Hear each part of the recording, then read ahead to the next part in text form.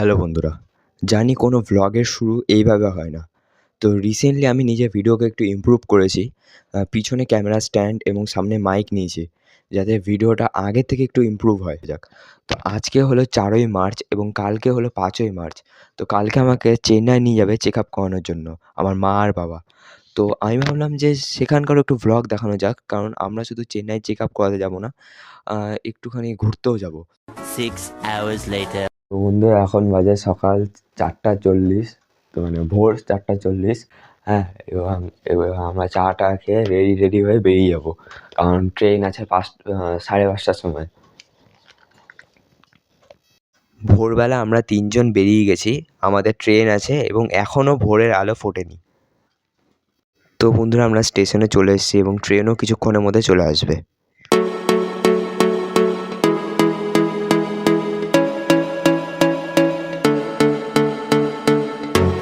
তো বন্ধুরা এখন আমরা ট্রেন থেকে নেমে গাড়িতে বসে আছি এবং আমাদের গাড়ির ড্রাইভার একটু বাইরে গেল, অনেকক্ষণ হয়ে গেল এখনও আসছে না। 3 hours later. তো বন্ধুরা এখন আমরা আছি শালিমার স্টেশনে এবং এখান থেকে আমরা করমণ্ডল এক্সপ্রেস ধরবো এবং চেন্নাই যাব। তো বন্ধুরা এখন আমরা ট্রেনে উঠে গেছি এবং প্রায় সন্ধ্যা লেগে গেছে আমাদের ট্রেনে উঠতে। আর দেখতে পাচ্ছ সবাই এখন শুয়ে পড়েছে প্রায়, মানে ট্রেনে অনেকে ঘুমিয়ে পড়েছে এখন। আমি একাই বসে বসে খালি মোবাইলের দিকে তাকিয়ে আছি। তো বন্ধুরা সকালবেলা ট্রেন বিশাখাপত্তনম স্টেশনে এসে দাঁড়িয়ে আছে এবং অনেকক্ষণ হয়ে গেল বেশ দাঁড়িয়ে আছে। তো এটা হলো আমাদের করমণ্ডল এক্সপ্রেস, মানে যে ট্রেনে আমরা চেন্নাই যাচ্ছি, এবং এটা বিশাখাপত্তনম স্টেশনে এখন দাঁড়িয়ে আছে।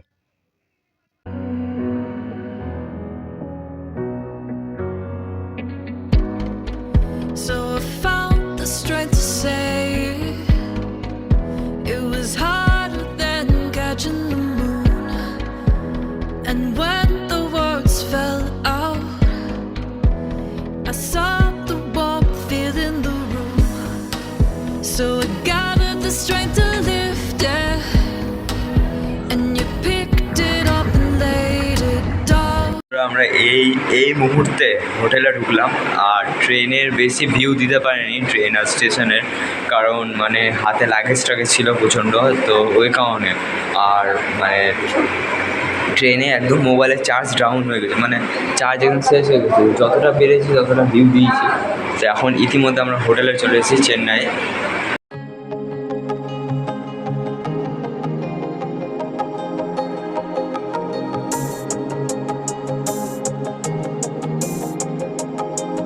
তো বন্ধুরা আমরা সকাল উঠে গেছি এবং এখানে ব্রেকফাস্ট দিয়ে দিয়েছে আমাদের সবাইকে,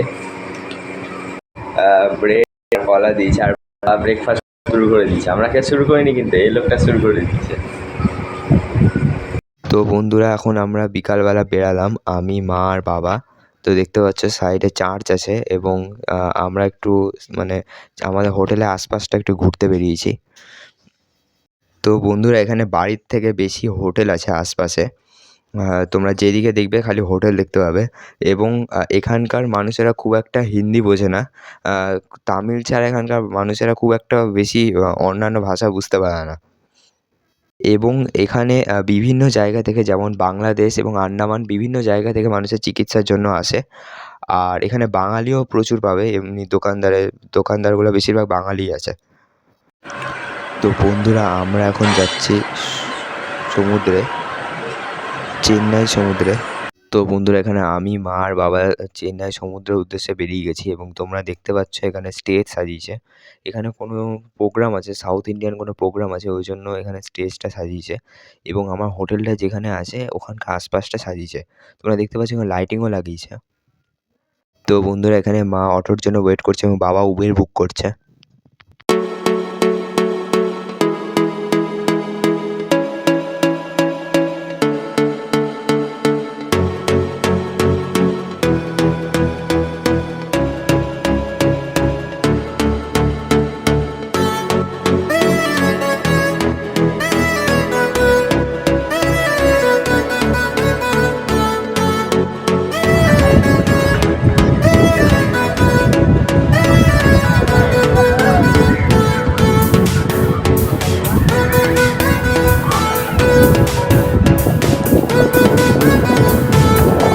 মেন রোড থেকে চেন্নাই সমুদ্র মানে প্রায় 1 কিলোমিটারের মতন দেখে যা মনে হচ্ছে, এবং আমরা তখন থেকে হেঁটেই যাচ্ছি সমুদ্রের সামনে যাওয়ার জন্য।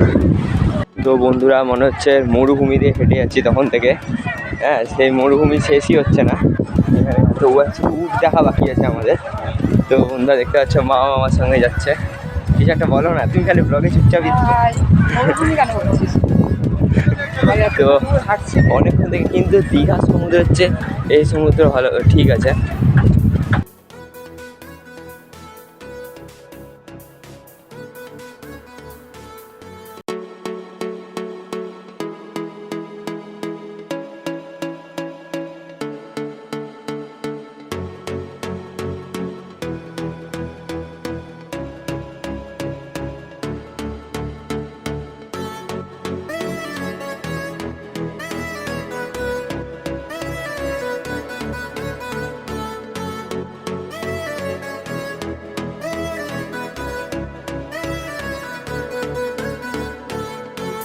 তো বন্ধুরা এখন আমরা হোটেলের ছাদটা দেখাবো। তো এটা হচ্ছে আমাদের রুম, এবং আমাদের 4th ফ্লোরেরও ওপরে ছাদ আছে।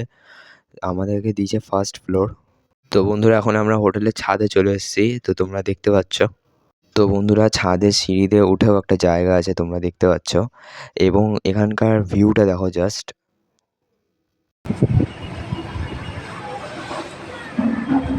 এখন বাজে সকাল 6:09 এবং আমরা হচ্ছে তিরুপতি মন্দিরে, সাউথের হচ্ছে নাম্বার 1 মন্দির তিরুপতি মন্দিরে আমরা ঘুরতে যাচ্ছি। তো সব মা সব রেডি হচ্ছে এবং আমিও রেডি হয়ে গেছি। তো বন্ধুরা আমরা এই জাস্ট তিরুপতি স্টেশন থেকে নেমে অটোতে উঠলাম, এবং তোমরা সামনের ভিউটা দেখো, জাস্ট সামনে পাহাড় দেখা যাচ্ছে। তো আমরা ওই পাহাড়ের উপরে উঠবো মন্দিরে যাওয়ার জন্য।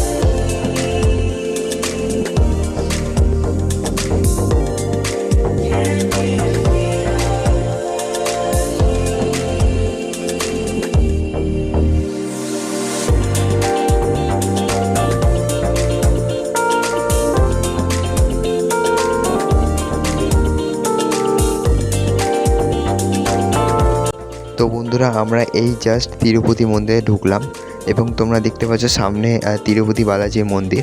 তো আমি শুনেছি এখানকার ঠাকুর নাকি অনেক জাগ্রত, তাই এখানকার স্থানীয় বাসিন্দা যারা স্থানীয় মানুষরা এখানে মানত করলে পরে ন্যাড়া হয়ে আসে মানত মানে পূরণ করার জন্য, এবং তাদের মানত পূরণ হলে তারা ঠাকুরের কাছে নিজের চুল দান করে। তো বন্ধুরা এখানে তোমরা দেখতে পারো এখানে সাইডে লাড্ডু সেন্টার আছে, মানে এখানে আধার কার্ড দেখিয়ে সবাইকে লাড্ডু দেওয়া হচ্ছে। তো আমরা এখন সেখানেই যাচ্ছি লাড্ডু নিতে। তো এখানে একজনের আধার কার্ডে 2টা করে লাড্ডু দেয়, এবং একটা লাড্ডুর দাম 50 টাকা। তো বন্ধুরা এখন আমরা আরেকটা মন্দিরের দিকে যাচ্ছি। তো এখানে এক জায়গাতে অনেক কটা মন্দির আছে। তো আমাদের মেন যে তিরুপতি মন্দির ওটা ঘোরা হয়ে গেল, এখন আমরা আরেকটা মন্দিরের দিকে যাচ্ছি।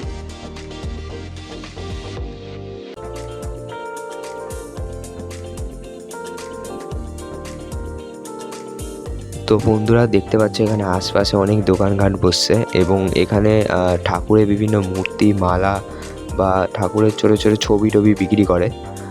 তো আমরাও 2টা ছবি কিনলাম, তো বেশ ভালোই। তো বন্ধুরা আমাদের ঘোরা হয়ে গেল, আমরা একটা হোটেলে লাঞ্চ করতে এসেছি, তাদেরকেই ঢুকলাম বাড়িতে। আমাদের ঘোরা হয়ে গেল তিরুপতি এবং চেন্নাই সমুদ্র ঘোরা হয়ে গেছে প্রায়, এবং আমরা বেসিক্যালি চেক আপ করাতে গেছিলাম, তাই আশপাশটা একটু ঘুরে নিলাম।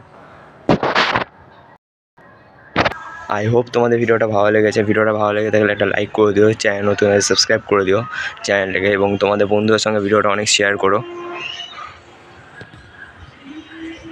এবং তোমরা তিরুপতি গেছো কি না আমাকে কমেন্ট বক্সে জানিয়ে দিও। তো দেখা হচ্ছে পরের ভিডিওতে, ততক্ষণের জন্য বাই।